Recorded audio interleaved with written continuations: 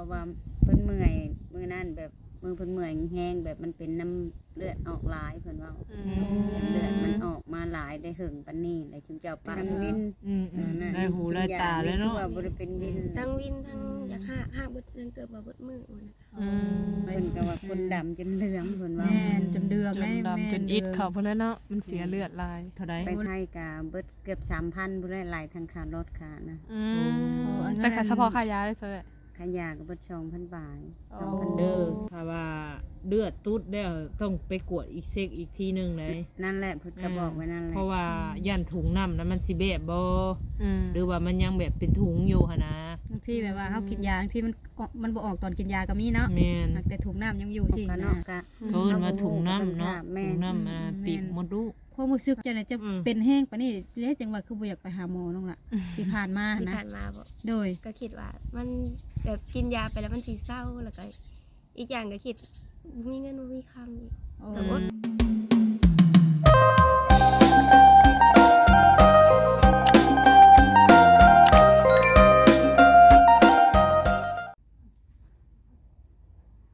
โดยกับทักทายสบายดีสวัสดีน้องพ่อแม่พี่น้องปาลุงกันเบิดสุขุสุคนคือเก่าเด้อเนาะ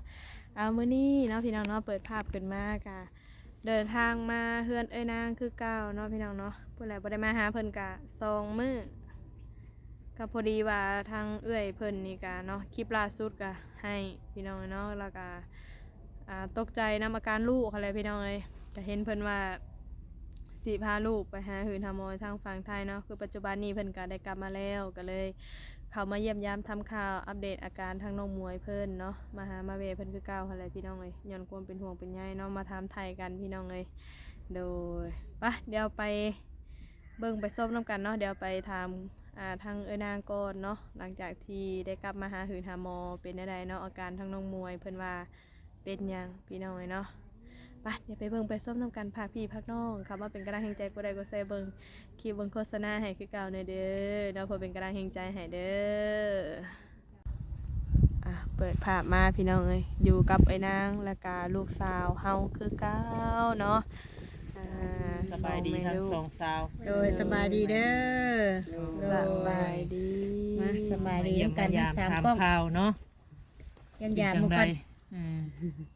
มื้อนั้นสารบุญเลยเนาะเฮ็ดหยังนำบ่ทันก็เลยบ่ได้ไทยได้ถามกันเลยมื้อนั้นเนาะ FC เพิ่นก็จนว่าขอว่าอีหยังบ่ฮู้เรื่องฮู้ราวอีสังน้ำเจ้าว่าซะปึ๊บปั๊บไปจักแม่นอีหยังจักให้ยังอยู่แม่นเกิดยังขึ้นบ่จักเกิดยังขึ้นแต่ข่อยก็บรรยายอยู่แต่อาจเพิ่นสิบ่ได้เบิ่งคลิปสดหั่นล่ะเพิ่นสิเบิ่งสดแต่ของเบิ่งแต่ตอนช็อตตัวที่นางพาวแล้วกับเฮาเล่นพาไปนั่นเนาะกระทันหันเนาะเฮาก็ตกใจคือว่าหั่นแหละว่าสิบ่เอาเงินให้เรามื้อนั้นเพราะว่าทางจมูกว่ามื้อใหม่เป็นหยังเราพาวแท้ว่ะบ่แม่นเนาะเฮาก็ย้านว่าเอ้นางเพิ่นบ่มีเงินมีหยังหั่นนะก็อยากให้บิดไปพอได้ใช้ได้จ่ายหั่นแหละมื้อนั้นก็ได้เดี๋ยวเป็นนี่ได้ชัดตอนในทางอาการน้องล่ะไข้ขึ้นแล้วเป็นได้ไปหาหืดหาหมอไปนางไปหาหมอเพิ่นก็ว่ามดลูกอักเสบแล้วก็แบบมันเป็นอันพวกน้ำในมดลูกแบบถุงน้ำแม่นแบบถุงน้ำแล้วมันทีบีบแล้วมันทีไหลเรื่อยๆเพิ่นว่าอ๋อแบบคล้ายๆแบบมันพองขึ้นมีน้ำแล้วมันยุบลงแล้วบีบออกนี่บ่แม่มันไหลพกน้ำในมดลูกอันนี้นะเจ้าไปตรวจหมอนี่บ่คลินิกใกล้ๆบ่อยู่ไทยไปอยู่ไทยโอ้มาจากหันแล้วก็ไปไทยต่อแม่โอ้เพิ่นก็วางยาเดี๋ยวมื้อทางน้องเมื่อยให้ได้ซะเฮ็ดจังได๋เมื่อยก็ไปแล้วเพิ่นสักยาให้โอ้ยาสู้แห้งแม่นเด็กใส่น้ำเกลือแม่นบ่แม่นแล้ววันนี้ตื่นมาแล้วพาลูกไปหาหมออยู่ไทยแม่นเดี๋ยวเพิ่นก็ตรวจภายนอกภายในเฮาแน่เนาะบ่โดอักเสบและเป็นหยังเพิ่นก็ตรวจเบิดเป็น2อย่างบ่เลือดกับปกติดีเพิ่นเว้าเลือดปกติดีแม่นก็คือที่น้องเป็นนี่เกี่ยวแต่น้ำมดลูกซื้อแม่นเพราะว่าเพิ่นเมื่อยมื้อนั้นแบบมือเพิ่นเมื่อยแห้งแบบมันเป็นน้ำเลือดออกหลายเพิ่นเว้าเลือดมันออกมาหลายได้หึงปานนี้เลยจึงเจ้าปะหึงโพดเพิ่นก็แม่นคงเพิ่นแน่กับผลิตบ่ทันแน่เนาะห่างกายกะแบบเพิ่นก็ให้แบบมา กินข้าวกินน้ำกินยาเลยกินแนวบำรุงเอาเพิ่นว่ามันก็สิคันมันถึกแล้วมันสิดีขึ้นไปเพิ่นว่าคันมันบ่ถึกแล้วมันประหัดมื้ออื่นแล้วเพิ่นให้ไปเปลี่ยนยาอีก โอ้ คันยาตัวนี้บ่ถึกแล้วเพิ่นให้ไปเปลี่ยนใหม่ เดี๋ยวมานี่อาการทางเจ้าได้สละดีขึ้น ก็ดีขึ้นแล้ว ตุดแล้วบ่เลือด มันก็ยังบ่ตุ๊ดแต่ว่ามันก็ออกน้อยกว่าเก่า เออ เบาลงเนาะ เบาลง ในร่างกายเจ้าตอนนี้เมื่อยบ่หรือว่าใด ก็เมื่อย ๆเมื่อยอยู่ ยังเมื่อยอ แต่ ยู่ ก็ เนาะ บ่ซ้ำมือนั้น แต่บ่ทราบมื้อนั้นถือว่าเมื่อยจนลุกเองบ่ได้ ย่าง เนาะ บ่ได้เลยมันลอยไปเลย โอ้กับปกติเด้เนาะ ทั้งเมื่อยทั้งวิน ได้หูได้ตาแล้วเนาะ ว่าบ่ได้เป็นวิน ทั้งวินทั้งอยากห้าเบิดเงินเกือบบ่เบิดมือมันน่ะ แล้วตอนนี้ได้ซะ ตอนนี้นะบ่ได้วินหัวแล้วแต่มีแต่เมื่อยแล้วซื่อ มีแต่ว่าใส่น้ำเกลือเพิ่มเนาะแล้วก็วิตามินเพิ่ม เพิ่นก็ให้ใช้ยาบำรุงเพิ่มเพิ่นว่า เปล่งเลือดเปล่งหยังนั่นแหละ เนาะ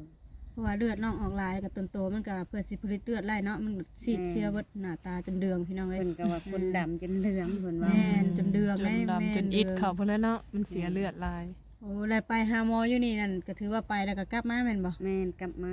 แต่ว่า เกลือเพิ่นใช้ยานั้น เพิ่นมีแต่ใส่ยาให้ซื่อๆเนาะ เป็นเงินเท่าไรใส่นาง บ่ได้แพงมื้อนั้นน่ะเพราะว่าเฮาบ่ได้นอนเบิด2,500,000 โอ้ใครแน่ซะเนาะ ไรแม่ เดี๋ยวมานี่ไปไทยเด้เบิดเท่าไร ไปไทยก็เบิดเกือบ 3,000บ่ได้หลายทั้งค่ารถค่านะ แต่ค่าเฉพาะค่ายาได้เซ่อ ค่ายาก็เบิด 2,000 บาท 2,600 ยืมเพิ่มบ่ได้ว่าแนวไร บ่ได้เพิ่มได้เงินนั่นแหละ โอ้ แล้วก็บ่เตียงก็ช่วยอีก1,000 โอ้ โดยก็พอดีไปเราเป็นกัน4,000บัดนี้ แม่ ก็เลยพาลูกไปหาหมอ โดยก็ยังเหลือตัวเงินบ่เตียงให้ก็เสียแม่นทั้งหืดทั้งยา ถ้าเบิ่งว่ากำมันอันนั่นเพิ่นว่านั่นแหละก็สิไปเอาเพิ่มอีกยามื้ออื่นเพราะว่าคันไปเอามื้ออื่นแล้วทันอยู่คันบ่ไปมื้ออื่นแล้วคือว่าหมอเพิ่นบ่อยู่ได้จ้ะไปเรียกเพิ่น แล้วบัดนี้สิเฮ็ดแนวใดถ้าสิไปได้ไปเอายาอีกบ่หรือว่าแนวใด จักยายังอยู่ เอาคือไปเอาผู้อื่นนี่คือไปเอาแต่ยาบ่ได้กวดคืนบ่หรือว่าได้ บ่ให้กินยาเบิ่งก่อนเพิ่นว่า อ่า ตรวจคืนกัน เราจะจากว่ายาอันนี้ถ้าว่าน้องเพิ่นกินบ่ถือแล้วจังไปเปลี่ยนเอายาใหม่คือมื้ออื่นสินะแม่นบ่ แม่ แต่ว่าอันนี้ให้น้องเพิ่นกินไข้ คื แน่ อเป็นอาการแม่นี่เด้อถ้าว่าเลือดตุดแล้วต้องไปกวดอีกเช็คอีกทีหนึงเลย นั่นแหละเพิ่นก็บอกไว้นั่นแหละ เพราะว่าย่านถุงน้ำนั้นมันสิแบบบ่ อืม หรือว่ามันยังแบบเป็นถุงอยู่หั่นนะ บางทีแบบว่าเฮากินยาบางทีมันบ่ออกตอนกินยาก็มีเนาะ แม่น แต่ถุงน้ำยังอยู่สินะอย่าเป็นแบบนั้น บ่ข่อยก็เคยเป็นแบบนี้นะ บ่ แม่นข่อยเคยเป็นแต่ว่าบ่แม่นว่าสิเลือดไหลออกแบบนี้คือน้องเพิ่นเว้านะข่อยก็เป็นเบ้าขี้เดียนอายกับจำเดือนเฮานี่แหละเนาะปกติมันยิงเฮา เนาะ เป็นแบบนี้มันปวดแล้วมันเจ็บนี่เองขาเนี่ยมันเจ็บปวดทรมานแบบนี้ จะเจ็บใช่สระ เจ็บแบบเจ็บเป็นเบิดอะไร ปวดไปเบิดเลยปวด น้องไปเบิดเลยเนาะ น่วงไปเบิดอันท้องน้อยนี่เนาะ แล้วเพิ่นก็กวดข่อยก็ว่าเป็นถุงน้ำนั่นแหละแต่ข่อยก็มากินยากินยางแล้วก็เลือดข่อยตุดแล้วข่อยก็ไปกวดอีบัดนี้เพิ่นว่าบ่เห็นแล้ว ถ้าว่ามันยังอยู่ก็ถือว่าผ่าตัดข่อยก็ได้ข่อยก็คิดหนักตอนนั้นยังเด้อบราจิตใจนะนี่ก็ใครแน่ แล้วเนาะ ใครแน่แหละ แต่ตอนนี้ได้จะหืดยาได้กินแล้ว ตอนเที่ยงเลยวะ แม่ ยังไม่ได้กิน เพิ่นว่างยาให้อันกิน แล้วพอดีน้องมานอน ประมาณจักมื้อใส่นะ ประมาณที่5มื้อนั่นแหละยาเพิ่นว่า ว่าง่ายกับพังเบิ่งกินยาซี่มื้อคำบ่ถือก็แม่นไปเอายาไม้สินะ แม่นเพราะว่าเพิ่นบ่ให้หลายเพิ่นว่าอย่ามันบ่ถึก คันถ้าบ่ถึกเพิ่นก็ให้ไปเปลี่ยนคันว่ายังออกยังหลายกว่าเก่าแล้วมื้ออื่นนี่เพิ่นให้ไปเปลี่ยนออกเอายาตัวใหม่ คันคือว่าเฮากินถูกอยู่แล้วบัดนี้เด้เฮาต้องไปต่อยาบ่ แม่น รักษาจนถ้ามันเศร้าก็ได้เนาะคำว่ามันถือนะ โดย ก็บ่ได้แพงติบ่ไอ้นาง กับ เอา บ่ ยา เพลงไปได้กับไปต่อยายซื้อก็สิประมาณ1,000ปลายคันทำบ่ได้ปวดเด้ แต่ว่ายารุ่นดีแล้วเนาะเพิ่นให้ นี่แบบค่าปวดเลือดค่าไปนั่น นี่มีแต่ไปแต่เจ้า แม่นแต่ไปก็ไปแต่คนผู้เดียว ทางน้องก็บ่ได้ไปเนาะเพราะเฮาบ่ได้กดคืนนี่เนาะ แม่นต้องกินยาให้มันอันนั้นแหละเพิ่นจะให้ไปกวดคืนเพิ่นเอาเช้าก็ลุกไปเช้า แต่มันก็พรเบาอยู่เด้เนาะเรื่องอันมันเลือดออกกันเนาะ คอยฟื้นมาแล้วหลายเนาะ เพิ่นแล้วเฮาก็เนาะก็ เพิ่นมาถุงน้ำเนาะ แม่ ถุงน้ำมาปีกมดลูก เราต้องถามผู้น้องเพิ่นเป็นได้เพราะว่ามันออกแห้งหรือออกคอยตอนนี้เนาะแบบนี่เห็นนะว่ามื้อนั้นนั่นแบบ เว้าขี้เดียดจังอายบ่ล่ะอันมื้อที่เจ้าเมื่อยแห้งน่ะทั้งหากทั้งขี่แม่นบ่ หักอย่างเดียวหักแล้วก็เวียนหัวแบบคือเฮือนมันหมุนนี่แหละ เออ สัมภปี แล้ววันนี้เลือดก็ออกลายอีกมื้อนั้นน่ะแม่น แม่ บ่ น อืม มันนักมันหยังอันนี้มันเมื่อยมันเพลียนะเนาะ หน่วง ข้าว ไปเบิดแล้วเนาะ เต็มบ่ได้ตุนโตแม่นบ่ยางออกแล้ว เอาเขาเห็นเราย่างมาแล้วอ้าวตกใจเนาะอาการน้องมวย เฮาก็ตกใจ หน้า กั ซี น ดไป แห เล ละ ยเนาะ ทางเอ้ยนางก็บ่จักในเฮ็ดจังซั่นเซ็นมีแต่ให้กับห้อง ตกใจบ่ตีเราได้ ปก เนาะ ติภายเนาะ ตกใจแล้วพี่น้องวันนี้ว่า FC ก็ว่าอ้าวมีหยังคือเฮ็ดเกิดคือบ่อธิบายหยังเป็นหยังไผเป็นหยังอีหยังซี่นะคือว่าคุยกันแล้วปุ๊บปั๊บเขาเรียกเป็นหยังอีหยังซี่นะก็เลยบ่เข้าใจ กามือนั่นทั้งเอื้อนางเพิ่นกับผ้าน้ำน้องมวยนี่แหละเนาะคืออาการน้องมวยตอนนั้นเป็นแห้งพี่น้องเอ้ยเฮา ก็ กั คื บ อที่ บ่ได้ เราสัมภาษณ์ไปแน่เนาะ เฮากับบ่มีแบบมื้อนั้นน่ะบ่ได้มีอันคำอธิบายบ่ได้อีหยังเลยนะมื้อนั้นน่ะแล้วก็ไปเลยว่าซั่นนะพี่น้องเอ้ย FC เข้าไปเบิ่งก็อ้าวพังแน่ก็งุ่งนำแน่จะเป็นมาแต่เช้าเนาะตั้งแต่3 โมงเช้าแล้วมื้อนั้นหั่นนะเป็นก็ไปนำแพทย์นำหมอเพิ่นมาสักยาอยู่เฮือนเลยดิแล้วว่าใครแน่ว่าชวนไปโรงหมอใครแน่ลูกก็ว่าใครแน่เฮาก็อยู่และลูกว่าใคร เพราะ เนาะ ว่ายัง เลย ผิดยายังอยู่ซั่นซะ นั่นแหละปแรกปัดว่าตอนบ่ายมา เป็นคดีเนาะ เป็นนั่นแหละเป็นแต่เช้าน่ะก็ได้ไปจักเนื้อเฮ็ดก็แล่นเอารถไปงมไป อืม พืชไปจักเนื้อเฮ็ดแล้ว เอามื้อนั้นน่ะใครแต่ว่ามีรถใหญ่ทั้งบ่จิตเพิ่นเนาะมื้อ แม่ นั้น น เขามีรถใหญ่มื้อนั้นน่ะสิกลุ่มกันใช้รถจักรให้ได้ไปพี่ อั น้ ด อง สามไปแล้วเนาะ เออ มันก็ต้องอัด3 สิ ผู้ แล้ แล้ว ว แห้งอีกแล้วเนาะก็ลูก โย แม่น เมื่อนั้นก็อุกลูก2 คนแม่ลูกอะไรชุกคนก็ได้ ๆ กับมันผู้น้อยอะไรมาปลุกแม่ และบัดนี้การที่ว่าไปกวดอยู่ไทยแล้วการมานี่กับข้าวกับน้ำเพิ่นให้คาร่ำอย่างแน่น้องล่ะ กับเพิ่นก็ให้คันลำแบบ ของดองเนาะ ของดองแล้วก็สัตว์ปีกนะ พวกมันชื่อว่าสัตว์ปีกเป็นนกเป็นไก่เป็นเป็ดเป็นหยังซี่เนาะ กินบ่ได้เนาะ กินได้หมูเลยกินได้เพิ่น เออ ไปสัตว์ปีกเพิ่นบ่ให้กิน เออ แบบเครื่องดองแบบกระปุก มันเป็นแนวใดว่าซะว่าเฮากินนะ มัน กับ แพ้ บ่ฮู้ บ่ คือการเพิ่นว่ามัน คือของสมของรองเฮากินนี่มันก็สิ มันบ่ผิดดอก ว่าง่าย เนาะ ก็คือย่านมัน ถ้าก ลับ ว่า มา เป็ อี น กว่าซั่นซะ ถุงน้ำ ก็บ่ฮู้แบบว่ามันทางแบบมันลักษณะมันอักเสบมันก็สิเป็นบาดแหละเนาะเป็นย่านแบบย่านเกี่ยวแก่ย่านมันคันย่านมันหยังนำแล้ววะ อย่ามันติดเสื้อ ย่ามันติด ภายใน เสื้อ เนาะ เป็นหยัง แม่ เนาะ น มีแต่อันถุงน้ำอย่างเดียวบ่ล่ะเพิ่นเว้านะ แม่น บ่ได้มีอย่างอื่นแทรกซ้อนเนาะ บ่ ใคร แต่ อยู่ นี่ ซะ แหละเพิ่นก็บอกอีกเช้าอยู่เพิ่นว่าอยาก็มาบ่ถึกแล้วไปเปลี่ยนใหม่ เพราะการที่ว่าเป็นน้ำมดลูกนี่เฮาก็ย่านแบบว่าสมมุติเป็นเดือนล่างไปเฮาบัดย่านบ่มีลูกบ่มีหยังฉะนั้นเนาะเฮาก็ย่านตัวนี้แน่แม่นบ่ โดย เฮา ใน ก็ สิ่งใดอย่างอันนั้นเนาะ บางทีเป็นย่านเป็นคนเบ้าคนเบลนั่นแหละเนาะยังหักบ่เป็นหยังเพิ่นว่า อืม ปกติอยู่ตัวอื่นหันยังบ่มีหยังเพิ่นว่า ยังใครอยู่ที่ว่าตัวนี้เนาะ นั่นแหละ FC หลุดมาโอ้ย ยันน้องเพิ่นนั่น เป็นมะเร็ง นั่นแหละ บ่รู้ จิตไปหลายผู้หลายคนก็ได้ นี่แต่ อยู่ เฮา ภายในเนาะ พยายามปวดตัวนี้ให้มัน อยู่ เช่า ภายในเฮาบัดญาติคิดไป แต่ หลาย มัน อย่าง เซ เด้ ยไปเนาะ แม่นมันเหิงไปแล้วอันนี้เจ้ากันเลือดยางเจ้าก็มัน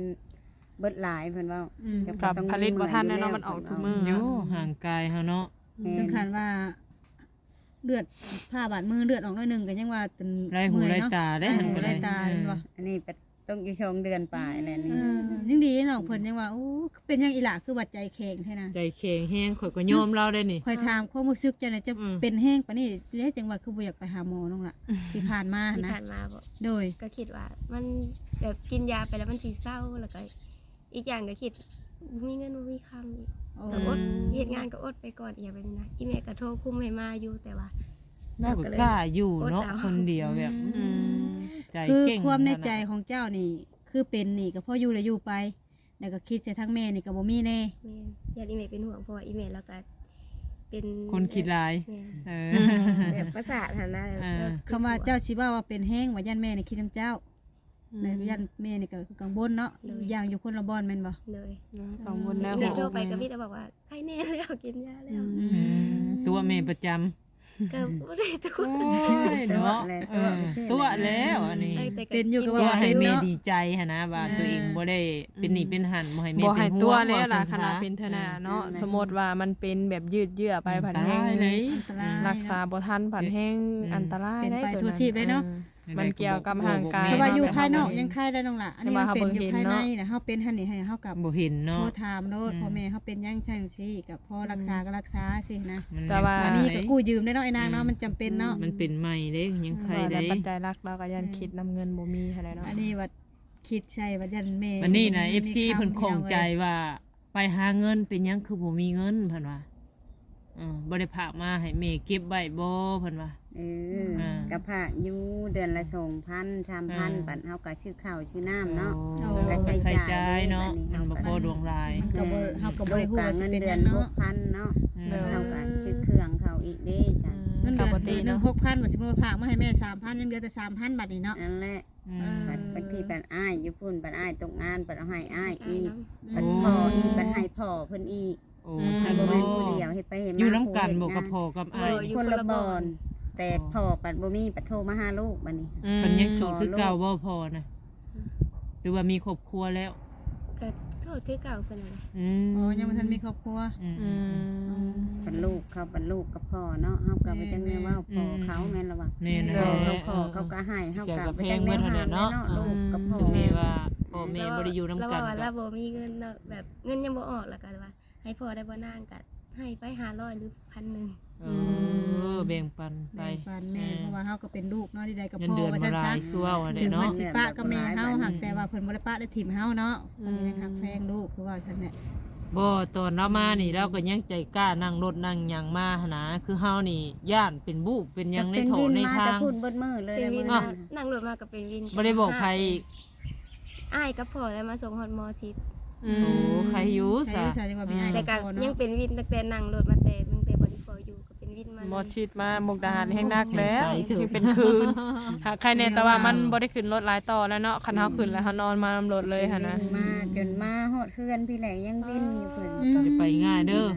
รักษาตัวเองให้มันดี ให้ดีให้เศร้าก็คักก่อน เ หลายเฮาก็บ่กล้าไปผู้หนึงผู้เดียวญาติเนาะไอ้นางเนาะ นั่นแหละเพิ่นก็อยากไปอีแหละเพิ่นว่ากินยาแล้วก็อยากไปนะ อั คะ นต พ่อ ราย บ่ เด้ ให้ไป ค่ะ เพราะว่า พักก่อนหลายประมาณจักบ่ได้แท้ก็จักเดือน2เดือนเนาะเบิ่งอาการ ประมาณ ก่อน นี้ นั่นแหละ แล้วก็พยายามบ่ให้เฮ็ดเวียกหนักคันได้ย่อหนักย่อหยังนะอีหยังปีกบ่รู้ค่ะมันอันนี้เด้ ยังมันยังอ่อนแอ เจ็บไหม อยู่นาะ เจ็บดีได้ปิบลูกเขาเห็นนี่เห็นหันย่อหน้านี่มันสิปวดสิ เก่ง เน่นสิปั้น อ้าวเพราะว่ามันแขนอยู่คือเสือกนี่เด้ แม่นแม่น จะเฮ็ เข่ ด ง นักเลยคำว่าเสือกเช่นนั้นขาดปุ๊ดแล้วก็ถือว่าย้อนเลยนะบัดนี้ อืม เออ ข่อยตั้งเถื่อข่อยสู้ไว้สิข่อยน่ะ อืม ข่อยเจ็บแฮงๆเอามือสองละข้างนี่นูนขึ้น แม่นเวลาเจ็บแฮง แม่นบ่ คกไว้ ก้มแล้วนูนโจมขึ้นได้บ่ โจมขึ้นข่อยน่ะ เออ โจมมันก็ยังเจ็บอยู่แม่นบ่ เจ็บ เจ็บหั่นแหละมันเข่งเนาะมันเข่งมันปั้นคล้ายๆแบบว่าเฮาอยู่ลูกหั่นนะเฮ้ย เออ คล้ายๆแบบเฮาอยู่ลูกไม่หั่นนะ อืม มันแข็งแบบนั้นเลย จังว่าแล้วน้องเพิ่นยังบ่เคยมีลูกก็สิรู้สึกตัวนี้เนาะมีแต่ว่ารู้สึกว่าเป็นตอนนั้นน่ะมันน่วงเบิดเนาะเออ ส่วนหลายมันน่วงอะไรมันเก่งอะไรเนาะล่ะเนาะ โดย พอได้ใช้น้ำเพิ่นอยู่ขอการตามเพิ่นอยู่พุ่นก็ ก็ ได้ ยังใคร เดือน เนาะ ละ3,000 4,000บางทีก็เดือนใดเพิ่นให้พ่อเพิ่นน้อย อืม ปัดบ่แม่นที่เท่าแต่พ่อ ผู้เดียว ปั หา อ้ย ผัดลายทางแบ่งเนาะ แม่นปัดอ้ายก็บางทีก็ตกงานปัดขอเงินน้ำน้องเทื่อละ500 1,000พ่อก็เทื่อละ500 1,000 ไปเงินเดือนไปหาเอา เป็นเห็ พั น น งานยังสละ เดือนละ5 ทางอ้าย ทางอายบ่แจ็คเพิ่นให้งานเพียงว่าจะน้ำเพิ่นแม่ งานแบบ ร้อาหารบ่ ไปร้านอาหารไปอยู่หั่นก็บ่เฮิงไปอยู่นี่ก็บ่เฮิ โอ้ ง อ๋อแบบง่ายไปเรื่อย ก็บ่ได้เด้สับแบบนั้นเนาะ ๆว่าง่ายคือไปอยู่นี่เดือนนึงพอได้เงินน่ะก็ง่ายไปอีก บางทีก็บ่ฮอดเดือน บ่ฮอดเดือน เอาง่ายๆเราไปสู่งานมาจักบ่ มันเลิศเมื่อยเว้ย ใจบ่นักแน่นเนาะ คือตัวนี้แหละตรงที่ปัญหาตรงที่ว่าอ้ายบ่มีเงินเนาะ นั่นแหละ เฮ็ดลามมือลามสองบัดใหญ่งานบัดค่ารถค่าหยังค่ากิน ค่า ค่าร ถ อยู่ ค่าบัตรแล้วบัดนี้เป็นอ้ายบัดต่อบัตร ใจเราบ่นักแน่นเนาะ เอาเงินให้อ้ายบัดต่อบัตรเงิน1,000เดียวมันบ่พอบัด อื นี้ ม อืม ยังก็ต้องตกอยู่2,000พุ่น ว่าง่ายคืออ้ายนี่เฮ็ดเวียกนี่ใจบ่สู้ บัดเพิ่นก็บ่แม่นที่ว่าลงไปแล้วได้เฮ็ดงานอันลงไปหลังจากได้6เดือนก็ไปเดือนที่แรกบ่มีงาน ก็ อ ได้ ยู่ เฮ็ดงา อน ยู่ดารา แม่นเฮ็ดงานแค่5เดือน เออ 5เดือนบัดนี้ปัดเดือนโตเพิ่นมาเพิ่นก็บ่ได้ให้ เออ เพิ่นก็เอาเงินมาเด้ ไปค่ารถค่าหยัง แล้วบัดนี้หันคันสิไปงานเก่าอยู่ติล่ะ บ่ ไปหางานใหม่สักคือถือแท้เนาะเงินเดือนนะอย่างน้อยก็8,000 9,000นี่ก็ยังนี่เนาะ อันนี้มันว่า เป็น 6,000 แม่ ที่ บ้านก็17,000 18,000เด้เดี๋ยวนี้ค่ะ แม่น ว่ามันต่ำแห้งอยู่ดีนะมันบ่อยากมี แล้ แล้ว วเดี๋ยวนี้เนาะคันว่าเพิ่นน่ะไปหาเงินอยู่ไทยน่ะเดือนหา 6,000น่ะเนาะมันบ่คือ ต่ำ ยุ สุ ค ด ตะ ก็ กี้ 8หรือ9ต่ำสุด ช่วงนั้นมันบัดวุ่นวายประเทศเพิ่นเนาะบ่มีงานแล้วก็เฮ็ดไป จำใจเนาะ ก็อยู่ไปเนาะ มันก็เฮาปัดกระเทินไปเลยเด้จ้ะคันเฮาบ่อดเฮ็ดมันก็บ่ได้ อืม สำนี้ก็เอาคือว่า น้อง มั ง่ายๆ มั ก็คือน้องเราก็บ่ได้แม่นว่าสิไปซอกเวียกซอกงานนะอยู่ไสก็อยู่หั่นนะประมาณนี้ เฮาก็บ่กล้าเลาะเนาะมียิงเฮานี่ ก็อีหยังผัดงานบ่นักบ่ล่ะมีบ่ กับโบนักปานใด อืม ก็ถอดแต่ซักผ้ากับรีดซื่อ อืม เวลาคนมาซักแล้วซักให้เขา ๆแม่น เฮา แต่ ก็ ก็ รี เค ด รื่อง แล้ว ซั ก็ ก ไป ผ้า ส่ง ไปส่งนะเจ้เพิ่นไปส่ง มีติปมีหยังอีกบ่บ่มีอืม แต่เก่านี่เขาว่าเฮ็ดงานซักผ้ารีดที่แบบปกติลูกค้าเอาเสื้อผ้ามาซักให้ส่งสิมีติปมีหยังเนาะแต่เก่าที่ผ่านมานะตามที่เฮาเคยเบิ่งเคยเห็นนี่บ่มีติ ยังเคยได้ เงินเดือนตัวเองล้วนๆเลย แม่ เดือนละพักน้ำแห้งตัวเองเนาะ อืมเอาไปเป็นงานแม่บ้านเนาะจะได้เงินนะ แล้วบัดนี้น่ะบ่ไปงานบ่เก่าอีกได้หาเฮ็ดงานบ้านงานหยังหรือว่าบ่นเงินเดือนชุมแพงแน่หน่อยนึง เลย เด้อ ยังคิดได้ก็10,000ปลายเนาะบวกหลังบ่อนก็ หลักหมื่น 12,000สิ นะ นะ บ่ให้ลดหลักหมื่นน่ะก็ยังโอเคอยู่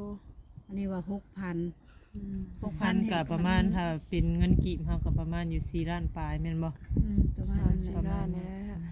อย่างของมันยังมันก็แพงชั่วมื้อนี่ค่ะกินค่าอยู่ค่าข้าวค่าน้ำเนาะเว้ยนะ อืม บัดน้องบัดหลายบ่แบ่งบัดนี้แบ่งหันแบ่งนี่ คันว่าทอนแต่ผักมาให้แม่ก็ใครอยู่ อ่า เพิ่นก็ได้สมมุติว่า สิ ได้ เก็บไว้อยู่เนาะเอ้ยนางเนาะ แม่นเดือน6,000ก็ผักมาให้แม่จะจัก4-5,000แบบนี้นะ อืม ก็สิได้เก็บอยู่เนาะ แม่นนี่ผักมาปัดเอาปัดปีนี้บ่ได้เห็นหน้าก็เลยได้ชื่อข้าวบ่ได้เงินลูกชื่อข้าว อืม ซื้อแบบเขาวเปลือกบ่จะซื้อนะ แม่นชื่อข้าวเปลือกนะ ชื่อเป็นข้าวเปลือกไว้ แม่น ได้จักสอบแล้วซื้อ ได้เข้าชิปปลายชอบ แน่นดีแหละเนาะ ปีนี้ได้ซะปีนี้บ่ แม่นปีนี้ แล้วว่า อ๋ ปี อ นี้ ชื่อเป็นข้าวเปลือกไว้ แม่น อ๋อแบบ กลุ่มรายเดือนอยู่เนาะ ขายแล้วเฮาก็ชื่อเอา กลุ่มรายเดือนอยู่ ใครก็ซื้อเป็นข้าวสารเนาะไอ้นางเนาะ แม่นได้ชิปปลายชอบก็ได้ ที่ไปสอบนี่ก็คือสิกลุ่มหลายเนาะเพิ่นก็ครอบครัวบ่ได้ใหญ่เนาะ อืม แม่น สมมุติว่าเป็นข้าวสารสอบหนึงได้สัก50โลนี่กินได้ฮอดบ่2เดือน บ่ฮอด บ่ฮอดบ่ แม่นมันก็บ่ฮอดแล้วกับจังว่าบ่ได้ผู้เดียวเนาะบางทีเปิดเอื้อน้องมาเปิดมาพักมาเช้า เป็นที่4-5มื้อหรืออาทิตย์หนึงคือตะนางก็ได้เอื้อยมา อืม พี่น้องคนนั้นคนนี้ได้มาแวะ เขา เนาะ คนนอกเนาะเพื่อนซานั้นเป็นเฮาก็บ่มีแต่เฮาอยู่คือว่าแหละ พี่น้องมามาทางอื่นทางไกล ญาติ บัด พี่น้อง บ่หาพักเขาวหับต้อนมาคือว่าแบบใดแบบนึงเนาะ บัดน้าสาวอยู่บ้านเพิ่นบ่สำบายแบบเพิ่นมาหาหมออยู่ธาตุเพิ่นก็มาอยู่พี่ได้อาทิตย์หนึงค่ะไปนั่นเจ้าก็เนาะมันก็ชิ้นเปลืองไปน้ำแบบนั้นแหละเพิ่นมากันมาอาศัยเฮากันกินอยู่น้ำเฮาอยู่แล้ว บ่แม่นว่ามีแต่เฮาเนาะ แม่ มันคือว่าแหละครอบครัว เป็นยังมีแต่ว่าสู่ไปนั่นแหละ นั่นแหละเบิ่งคนน้อยเฉพาะในเฮือนเฮาปัดบนอื่นมา มันบอกว่าน้อยให้เฮาได้เนาะ แม่นที่นี่ก็เอื้อยมากก็ได้3 อาทิตย์ถูกเอื้อยก็ได้แล้วเมื่อกี้นี่ก็ได้เอื้อยก็มา แต่ลุงนี่คือมีแต่นมแต่หยังได้เนาะ ของฝากกินนมนอน กินนมนอน กินนมนอน กินนมนอนบ่ดิ กินนมนอนเล็กตะซอย เอาแก้กินเบิ่งเยอะล่ะแก้กินเบิ่งอยู่แก้กินน่ะสินอนคือเอาสามุกว่าว ว้ายบาดว่ากินนมแล้วล่มตึมลงข่อยกับย่านคือกันนะข่อยก็เนาะจะว่าข่อยว่าอันนี้อีกแล้วข่อย บ่คือเ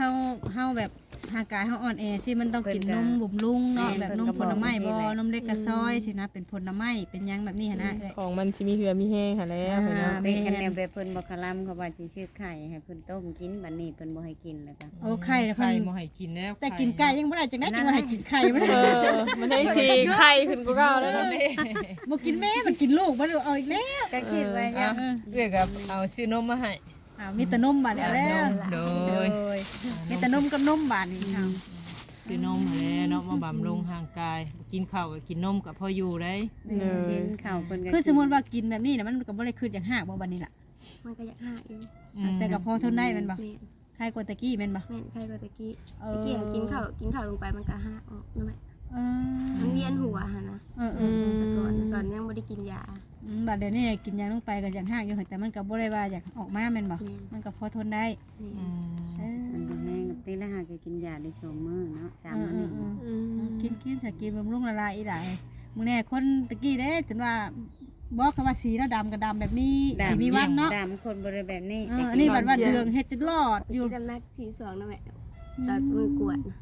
น้ำหนักกันนะ 42ตะกี้เพิ่นทำ48 49 เพราะว่าสิ50เนาะ โบดโมแห้งนี่เนาะ บัดนี้โหบลงยังเหลือ42ป้า ลงหลายกิโล ยังคายอยู่ทีล่าเป็นคนแบบบ่ค่อยลงหน้าเวลาตาโกนคือข่อยยังเต็กเดี๋ยวจะเบ้าตาข่อย ว่าน้องเพิ่นก็โหบแฮงในหน้าตาก็โหบแฮงว่านั่น โหบอยู่ นักเพิ่นอันลื่นค่อยอยู่แล้วเพิ่นค่ะ อืม แม่นกว่าอยู่แต่44 อืม เพิ่นน่ะขึ้นกว่าแม่อยู่แล้วน้ำหนักเพิ่นน่ะติดแต่เถื่อ เผื่อได้วัยกำลังวัยรุ่นเนาะกำลังอันนี้กำลังสัตว์คันได้กินดีแน่ก็คือว่าเขาแล้วสัตว์ แม่น เลิ โอ้ กกัน กิน นะ ข้าวหันตะกี้จนให้กันเด้อพ่อ เออ กินหลายได้ เพิ่นจะบ่อิ่ม กินหลายขนาดคิดน่ะมีหยังย่างกับไปกะมาค่อยกิน ยังลูกกินข้าวลายแม่ให้บ่เดี๋ยวนี้ กินหลายกินหลาย พวกนกแม่ก็ได้ ลูกกินข้าวลาบัดให้ลูกแค่ที่สิว่าลูกกินได้อิ่มพี่ว่ากินข้าวลาบัด ยัน ให้ ลุง กัน ยันลุงกินข้าวลายมันเปลืองบ่ อันแม่นจักเป็นได้แล้วบ่ แบบ นั่นออก ย่าง บ่ กลับไปกลับมาแล้วก็ โอ้ ย่างไป เราเป็นแบบว่า อ๋อ เราเป็นคนกินจิบๆจับๆนะจิบๆใต้แบบบ่กินเป็นข้าวเป็นเวลา คือนั่นแล้วแท้นี่นั่นน่ะนะ อยากลูกเป็นผู้สาวบ่อยากให้จบๆแจ๊บๆแม่นบ่ แม่น กินหลายได้เถื่อนึงย่างไปก็ได้ ย่างเข้าไปนี่จกเอามาปั้นบักใหญ่กินเบิดออกมานั่งก้าวหนึ่งเข้าไปจกอีกแล้ว กินกับหยังคือว่ากินกับหยังคือแซ่บคือนัวแหละ กินข้าวได้ดอกนี่ก็แซ่ เพิ่น บ เกลือก็แซ่บ กินกับเจียวกันเสร็จ อ๋อ ตามมือกินไข่ ความนั่นเด้ความสัตว์ อ๋อ เป็น ที่ สา ผ่า วน มาเนาะ แม่ แต่ตอนนี้ได้ซะ บ่ค่อยอยาก บ่ค่อยอยากสิว่าบ่กินหลายบ่ได้แล้วแม่นบ่ แต่หลายอยู่แต่แบบกินแบบมื้อละคาบ2คาบแบบนี้ อ๋อก็ บ่ กิน กิน เป็น ตะ เว กิน ลา ใต้ บัด คือ นี้ ตะกี้ เนาะ นะ บ่ตีมใจบ่จับๆๆนะเนาะว่าซั่นซะ ตะกี้จะ เออเห็นหยังคือว่าคืออยากเบิดตะกี้แม่นบ่ กินเบิดอีกนี่ไม่หยังกัน เดี๋ยวนี้น่ะกินเป็นเวลาอิ่มคืออิ่มแม่นบ่โอ้อีกอย่างก็เฮาก็เป็นผู้ใหญ่ขึ้นได้เนาะมันก็รู้สึกแบบว่าอยากรักษาหุ่นก็แม่นบ่แบบนั้นได้ผู้สาวแต่ละเทื่อมันก็กินหลายก็ยัดอ้วนได้เนาะ ซะ เอา เนาะ จังได๋ซะเนาะ มีแต่ว่าให้น้องเพิ่น พักผ่อน พักผ่อนกินถือกินยาแล้วก็นอนพักผ่อน เนาะ เนาะ กินนมแล้วก็พักผ่อนแล้วกินนมนอนได้บ่ได้กิน นอนอูนี่เด้ กินนมนอนแล้วก็ไปนอนอู้แหละพักผ่อนแหละบัดนี้เนาะก็บ่ลูกเอาแน่ ใครอยู่ดอกเนาะ เข้ม ได้ แข็ ไป ง หา สู่ หืน ต่อ หาหม ไป อแล้วก็ เศร้าอยู่ดอกบ่เป็นหยังดอกบาดนี้โล่งใจเลย เศร้าอยู่ดอกเลยอีหล่าเด้อบ่ต้องคิดหลายเด้อหมอเพิ่นว่าบ่ได้เป็นหยังนี้เนาะเศร้าอยู่ดอก แม่นคนก็ดีใจ เป็น แล้ โร ว คร้ายแฮงเนาะ เป็นว่าบ่เป็นห ยา ยั น ง เป็น แล้ว มาดอกมาดีนะพ่อเฮ้ นั่นแหละมันก็ยากตกใจ ก็สิบ่ได้มา สำคัญที่สุด 2-3 เลย มื้อ ตัวนี้ ก็คือว่า นางว่าสิไปหาหมอหยังสินะเฮาก็เลยว่าให้เพิ่นพาลูกไปหาหมอแล้วก็พักผ่อนสินะมื้อนี้ก็เลยมาถามข่าวเบิ่งมื้อนี้เป็นได้อาการดีเศร้าบ่หั่นแหละเนาะ ผมเป็นห่วงเป็นใย ดีแล้วบัดนี้ ได้ยินมาแล้วก็ได้ยินว่าบ่ได้เป็นหยังไรก็ดีใจด้วยล่ะเด้อเนาะ อาจังได๋พักผ่อนเด้อ มีแต่ ซะ ให้ เด้ เรา อ ไปพักผ่อนซะเนาะสบายดีเด้อโดย โอเค พี่น้องเนาะสำหรับคลิปนี้ก็สิประมาณนี้พี่น้องแวะเวียนเข้ามาเยี่ยมยามทำข้าวทางน้องหมวยเนาะพี่น้องเนาะหลังจากที่ได้ครับหาหืดหาหมอทางฝั่งไทยพี่น้องตอนนี้ก็อาการกาหน้าหายห่วงแล้วพี่น้องเนาะก็ใครแน่ละพี่น้องเลยเอาแต่ว่าสำหรับคลิปนี้ก็ขอขอบคุณขอบใจ FC ทุกท่านเด้อเข้ามาให้กำลังใจเนาะสำหรับคลิปนี้ทางเฮาก็มีแต่สิได้เดินทางกลับหรือว่าจบคลิปไว้ก่อนพี่น้องเนาะสำหรับคลิปนี้สบายดี